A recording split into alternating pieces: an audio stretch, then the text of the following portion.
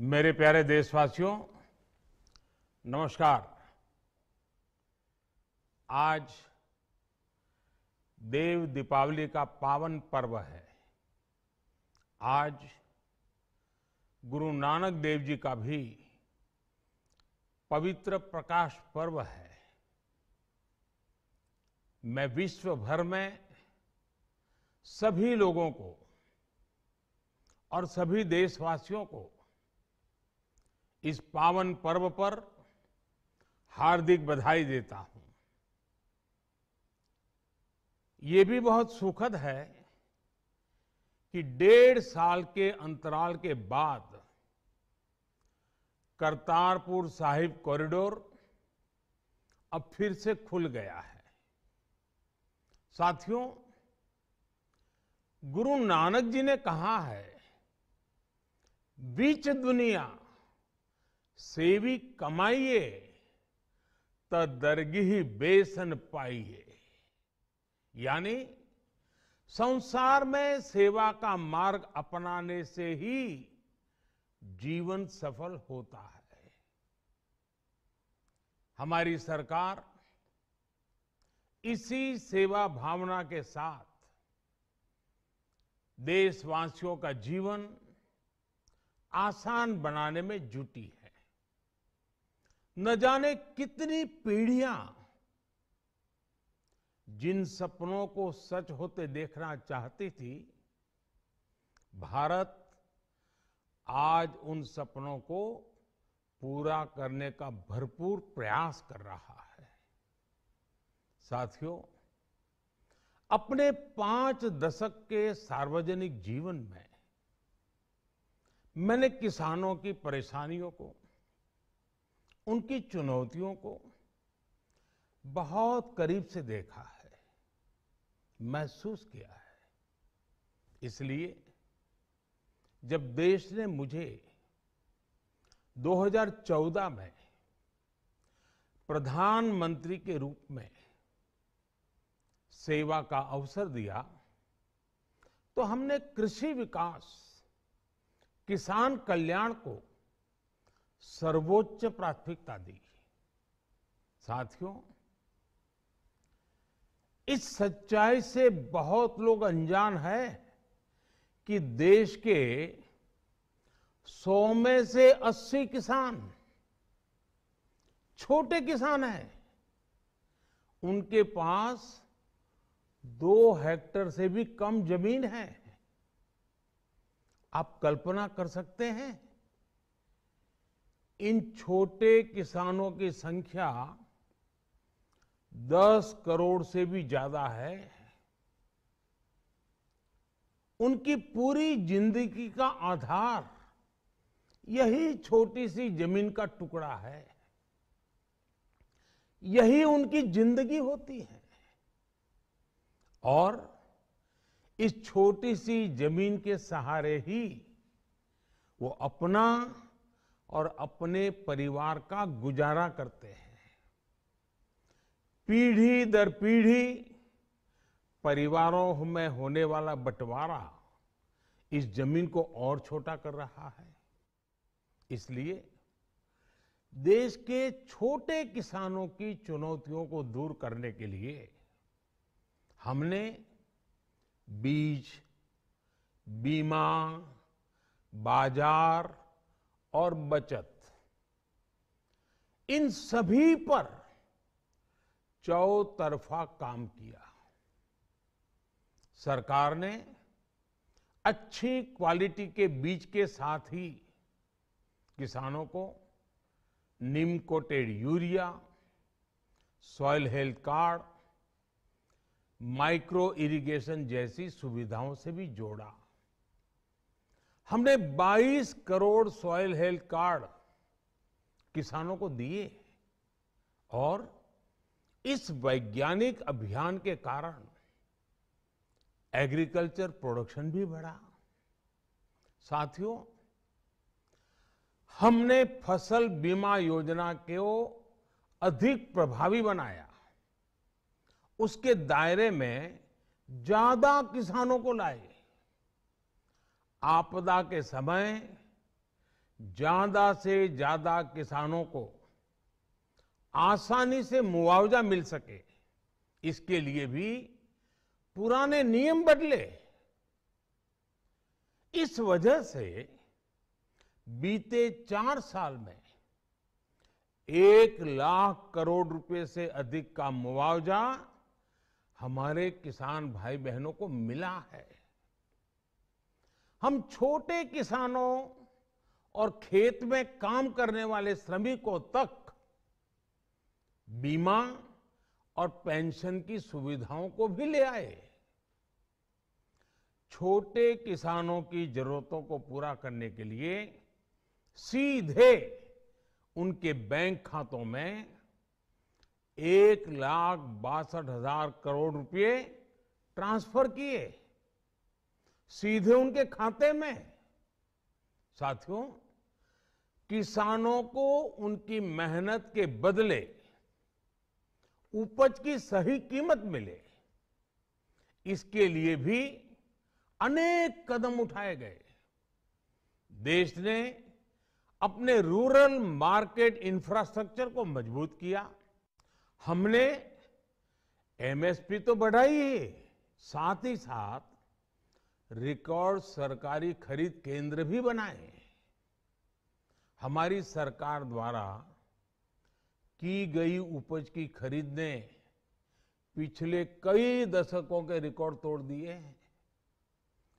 देश की 1000 से ज्यादा मंडियों को ई नाम योजना से जोड़कर हमने किसानों को कहीं पर भी अपनी उपज बेचने का एक प्लेटफॉर्म दिया। और इसके साथ ही देश भर की कृषि मंडियों के आधुनिकीकरण पर भी हमने करोड़ों रुपए खर्च किए। साथियों, आज केंद्र सरकार का कृषि बजट पहले के मुकाबले 5 गुना बढ़ गया है। हर वर्ष 1.25 लाख करोड़ रुपए से अधिक कृषि पर खर्च किए जा रहे हैं। 1 लाख करोड़ रुपए के एग्रीकल्चर इंफ्रास्ट्रक्चर फंड के माध्यम से गांव और खेत के नजदीक भंडारण, इसकी व्यवस्था, कृषि उपकरण जैसी अनेक सुविधाओं का विस्तार, ये सारी बातें तेजी से हो रही है। छोटे किसानों की ताकत बढ़ाने के लिए 10,000 एफपीओ किसान उत्पादक संगठन बनाने का अभियान भी जारी है। इस पर भी करीब 7,000 करोड़ रुपए खर्च किए जा रहे हैं। माइक्रो इरिगेशन फंड के आवंटन को भी 2 गुना करके 10,000 करोड़ रुपए कर दिया गया है। हमने क्रॉप लोन भी 2 गुना कर दिया, तो इस वर्ष 16 लाख करोड़ रुपए हो जाएगा। अब पशुपालकों को मछली पालन से जुड़े हमारे किसानों को भी किसान क्रेडिट कार्ड का लाभ मिलना शुरू हो गया है। यानी हमारी सरकार किसानों के हित में हर संभव कदम उठा रही है, लगातार एक के बाद एक नए कदम उठाती जा रही है। किसानों की आर्थिक स्थिति सुधरे, उनकी सामाजिक स्थिति मजबूत हो, इसके लिए पूरी ईमानदारी से काम कर रही है। साथियों, किसानों की स्थिति को सुधारने की इसी महाअभियान में देश में 3 कृषि कानून लाए गए थे। मकसद ये था कि देश के किसानों को, खासकर छोटे किसानों को और ताकत मिले, उन्हें अपनी उपज की सही कीमत और उपज बेचने के लिए ज्यादा से ज्यादा विकल्प मिले। बरसों से ये मांग देश के किसान, देश के कृषि विशेषज्ञ, देश के कृषि अर्थशास्त्री, देश के किसान संगठन लगातार कर रहे थे। पहले भी कई सरकारों ने इस पर मंथन भी किया था। इस बार भी संसद में चर्चा हुई, मंथन हुआ और ये कानून लाए गए। देश के कोने कोने में कोटि कोटि किसानों ने, अनेक किसान संगठनों ने इसका स्वागत किया, समर्थन किया। मैं आज उन सभी का बहुत बहुत आभारी हूं, धन्यवाद करना चाहता हूं। साथियों, हमारी सरकार किसानों के कल्याण के लिए, खासकर छोटे किसानों के कल्याण के लिए, देश के कृषि जगत के हित में, देश के हित में, गांव गरीब के उज्जवल भविष्य के लिए पूरी सत्यनिष्ठा से, किसानों के प्रति पूर्ण समर्पण भाव से, नेक नियत से ये कानून लेकर आई थी। लेकिन इतनी पवित्र बात, पूर्ण रूप से शुद्ध किसानों के हित की बात, हम अपने प्रयासों के बावजूद कुछ किसानों को समझा नहीं पाए। भले ही किसानों का एक वर्ग ही विरोध कर रहा था, लेकिन फिर भी ये हमारे लिए महत्वपूर्ण था। कृषि अर्थशास्त्रियों ने, वैज्ञानिकों ने, प्रगतिशील किसानों ने भी उन्हें कृषि कानूनों के महत्व को समझाने का भरपूर प्रयास भी किया। हम पूरी विनम्रता से, खुले मन से उन्हें समझाते रहे। अनेक माध्यमों से व्यक्तिगत और सामूहिक बातचीत भी लगातार होती रही। हमने किसानों की बातों को, उनके तर्क को समझने में भी कोई कोर कसर बाकी नहीं छोड़ी। कानून के जिन प्रावधानों पर उन्हें ऐतराज था, सरकार उन्हें बदलने के लिए भी तैयार हो गई। 2 साल तक हमने इन कानूनों को सस्पेंड करने का भी प्रस्ताव दिया। इसी दौरान ये विषय माननीय सर्वोच्च न्यायालय के पास भी चला गया। ये सारी बातें देश के सामने है, इसलिए मैं इनके अधिक विस्तार में नहीं जाऊंगा।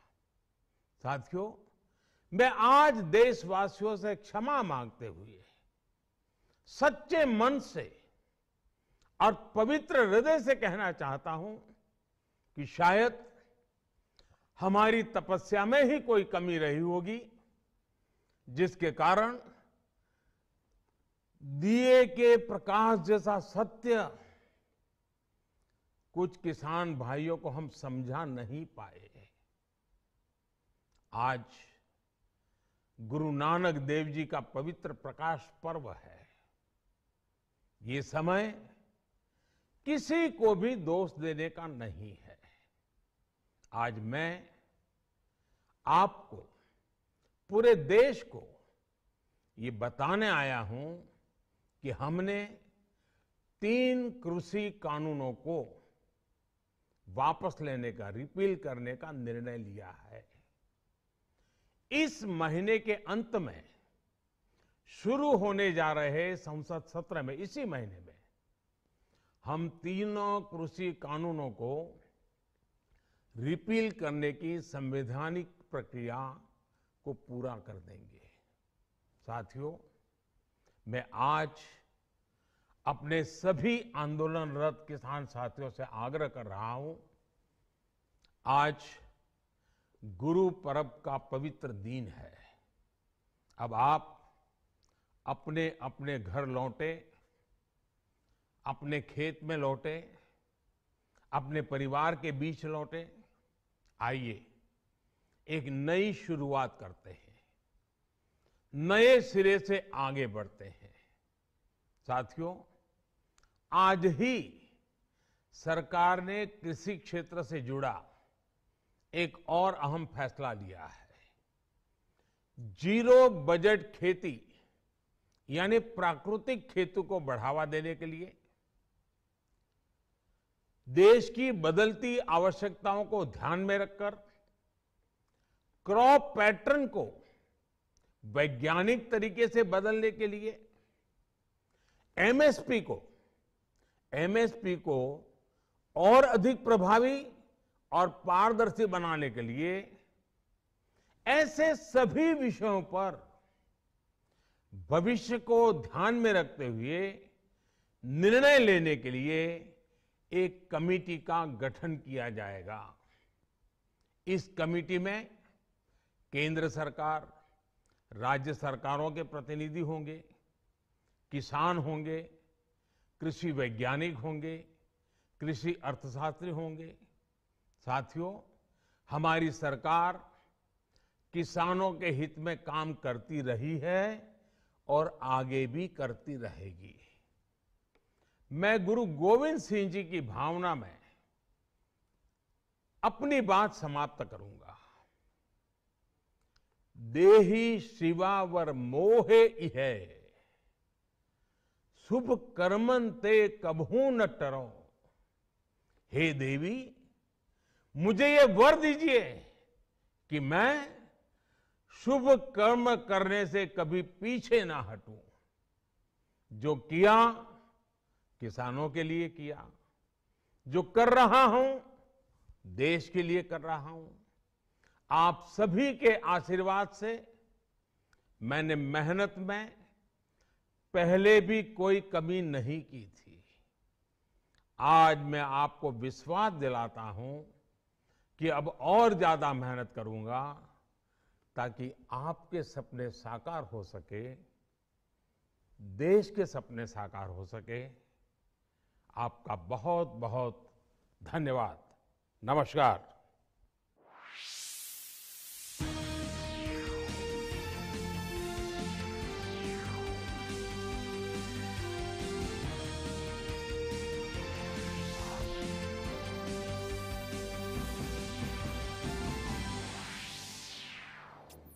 तो प्रधानमंत्री का राष्ट्र के नाम ये संदेश, और इसमें आखिर में उन्होंने कहा, देश शिवा वर मोहे हैं, शुभ कर्मन ते कबहू ना डरूं। गुरु गोविंद सिंह जी की ये लाइन जो उन्होंने